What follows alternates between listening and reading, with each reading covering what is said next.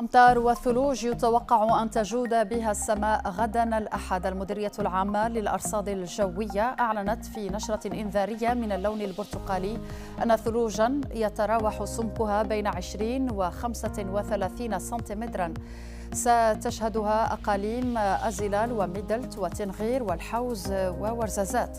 كما توقعت المديرية أمطارا قوية ورعدية تتراوح مقاييسها بين 30 و 40 ملم بكل من ميدلت، الرشيدية، تنغير، ورزازات وتارودانت، وذلك اعتبارا من 6 صباحا إلى 8 من مساء يوم غد الأحد.